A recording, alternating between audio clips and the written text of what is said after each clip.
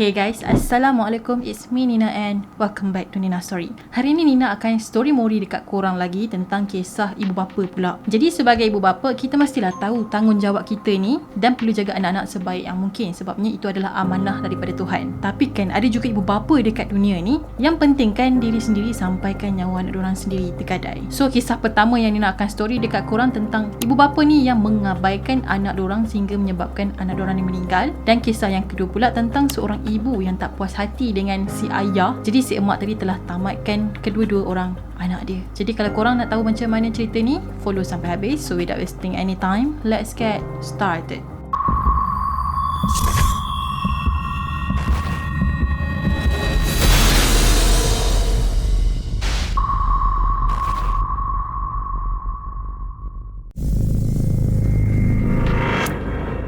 Kisah yang pertama ni pernah viral dekat TikTok dulu dan hangat diperkatakan oleh orang ramai dekat dunia ni. So cerita ni terjadi di Amerika iaitu 3 Januari tahun ni, iaitu tahun 2022, bila polis dapat call daripada seorang wanita bernama Sheila berusia 64 tahun. So dalam call tu, Sheila ni beritahu yang anak dia bernama Lacey berusia 36 tahun dah pun tak bernyawa. Jadi bila polis dapat call macam ni, diorang pun cepat-cepatlah ke rumah Sheila untuk membuat siasatan. Dekat rumah tu ada jugalah suami Sheila ataupun ayah kepada Lacey tadi berusia 64 tahun. Macam biasalah, bila polis dah sampai dekat tempat kejadian, dia mestilah akan ambil keterangan saksi yang ada dekat situ. So polis pun ambillah keterangan daripada ibu bapa si Lacey ni. Jadi Sheila ni pun bercerita lah, dia kata yang diorang ni baru balik dari pekan. And then bila diorang sampai je dekat rumah, diorang dah jumpa anak diorang ni dah pun meninggal. Kalau korang nak tahu, Lacey ni adalah satu-satunya anak perempuan diorang ataupun anak tunggal. Apa yang pelik tu kan, Lacey ni dijumpai dalam keadaan yang orang kata pun mengerikan tau. Masa polis cek rumah diorang tu, Lacey dijumpai terbenam dalam sofa dekat ruang tamu. Maksudnya sofa tu dah pun berlubang dan dia terperosok dekat dalam sofa tu. Bukan tu je, bau hancing, bau najis memang tersangatlah kuat. Keadaan Lacey pula pada masa tu bukan dalam keadaan yang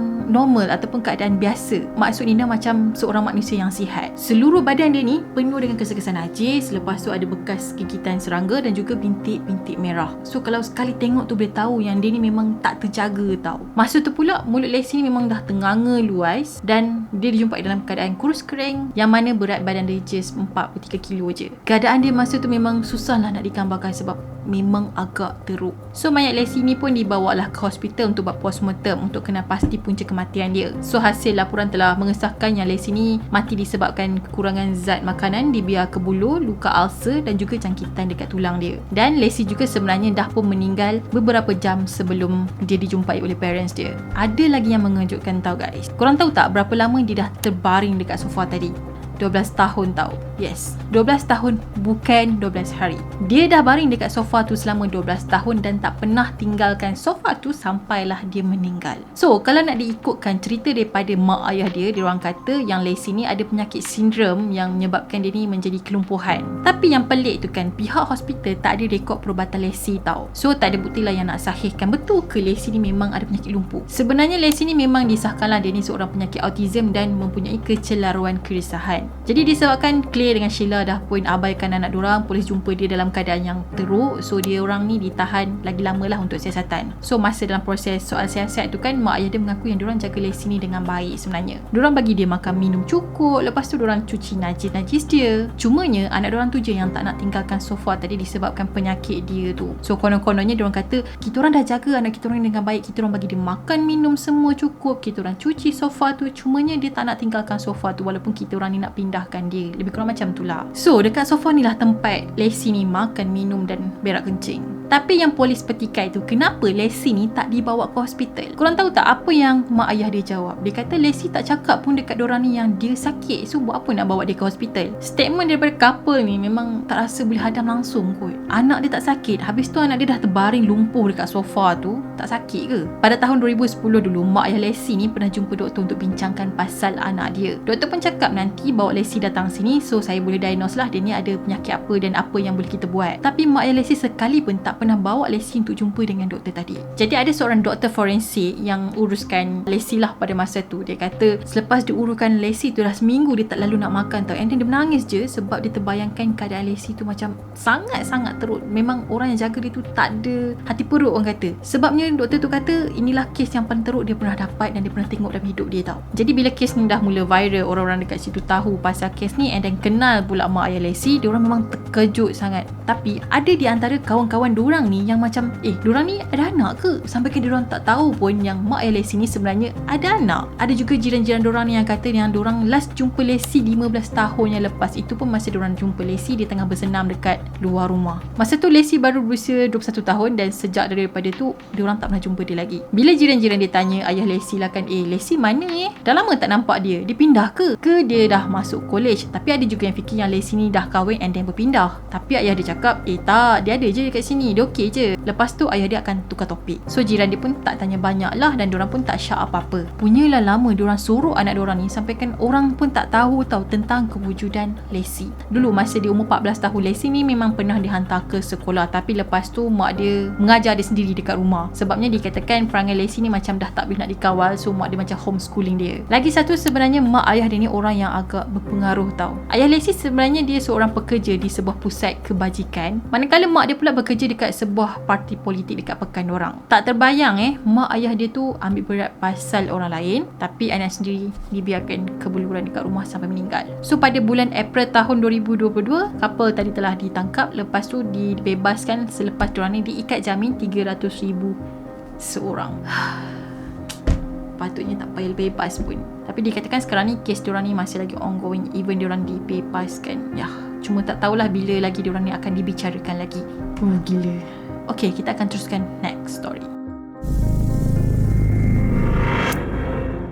Cerita yang kedua ni juga terjadi di Amerika, iaitu pada 17 November tahun 2016. So suatu hari tu 911 dapat call daripada seorang perempuan yang mengatakan dia telah tikam kedua-dua orang anak dia. Bukan tu je, perempuan tadi tu juga telah mencederakan diri dia dengan cara tikam dekat leher. So siapa sebenarnya perempuan ni? Perempuan tadi adalah Brandy yang telah tikam dua orang anak dia yang masih lagi kecil, seorang 7 tahun dan seorang baru 3 tahun. Bila 911 dapat call tadi, diorang pun call nenek budak-budak tadi tu untuk confirmkan kes. Okay, makcik boleh tak pergi check, okay, betul ke benda ni terjadi? So nenek diorang pun datanglah ke rumah diorang dan check. Bila dia sampai je dekat sana, dia terus jerit sebabnya dia terkejut melihat dua orang cucu dia tu dah pun berlumuran darah di samping Brandy. Brandy pun berlumuran dengan darah juga pada masa tu. Masa ni diorang bertiga ada dekat tingkat atas rumah diorang. Disebabkan jeritan si nenek tadi, jadi anak lelaki nenek tu yang bernama Jason pun terbangun dari tidur. Masa tu Jason ni tidur dekat bilik tingkat bawah. So bila Jason dengar suara mak dia jerit, dia pun kelam kabut lah naik ke tingkat atas untuk check mak dia. Dan Jason pun nampak benda yang sama macam mak dia nampak, iaitu anak-anak dia dah pun meninggal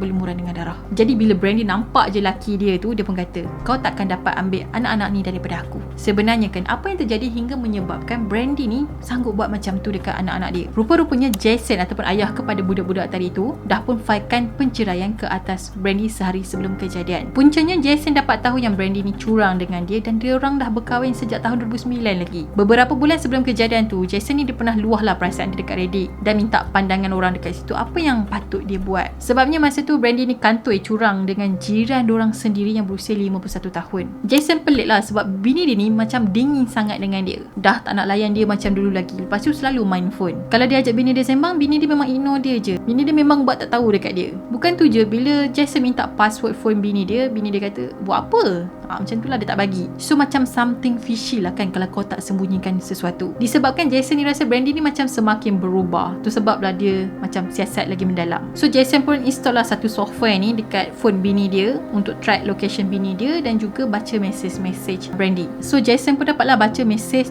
cintan-cintun isteri dia dengan lelaki tadi. Sampailah satu hari tu diorang berdua ni bergaduh besar dan akhirnya Brandy mengaku yes, memang dia ada affair dengan jiran diorang. Even Jason dah tawa hati dengan Brandy, tapi dia cuba untuk lagi stay dalam rumah tu sebabnya dia fikirkan anak-anak diorang. Tapi lama-lama dia macam dah tak boleh tahan lah kan. And then satu hari tu Jason pun buat keputusan untuk bercerai dengan Brandy dan dia kata dia nak tuntut hak penjagaan ke atas dua orang anak diorang. Brandy memang taklah nak bagi anak-anak dia dekat suami dia. So dia pun kata, kau buatlah kalau kau nak tengok aku bunuh diri. Malam kejadian tu, Brandy dengan Jason ni datanglah satu parti tarian. On the way nak balik tu, Brandy minta Jason ni singgah dekat satu pasaraya sebab dia kata dia nak beli barang sekolah Tyler, iaitu anak dorang. Sebenarnya pada masa tu Brandy ni beli pisau untuk tamatkan riwayat hidup anak-anak dia, tapi Jason tak tahu. So bila dah sampai dekat rumah, pisau tu diletakkan dekat bilik Tyler. Lepas tu Brandy pun main dengan dorang sebelum dia tidurkan anak-anak dorang. Sampailah pada waktu kejadian, Tyler dan juga Charlie telah ditikam dekat leher dalam bilik tidur Tyler. Dan pada masa ni Jason tengah tidur dan dia tak tahu apa yang isteri dia dah pun buat. Bila polis sampai dekat rumah diorang, Brandy pun dibawa ke hospital sebab dia ada luka kan dekat leher sebab ditikam, tapi dia survive. Tapi anak-anak dia tak survive, guys. So sepanjang perbicaraan dia dekat mahkamah, memang tak ada tanda-tanda yang menunjukkan kata Brandy ni ada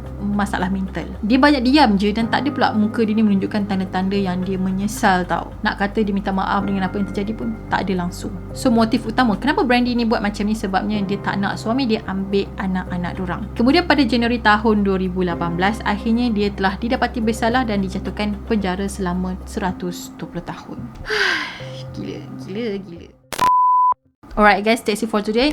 Jadi ya, sebagai seorang ibu bapa, sepatutnya diorang ni kenalah melindungi anak-anak diorang kan. Tak kisahlah anak dia kecil ke, dia besar ke, kalau dia sakit perlu dapatkan rawatan. Ini tidak dibiarkan. Cerita yang kedua ni pula, sakit hati dengan lelaki, dia yang buat perangai tapi dia sakit hati, anak dia jadi mangsa. Dah lah baru 7 tahun, baru 3 tahun, kecil lagi, tak tahu apa pun. Dia bunuh anak dia mati tapi dia bunuh diri tak mati. Macam geramnya aku, geramnya.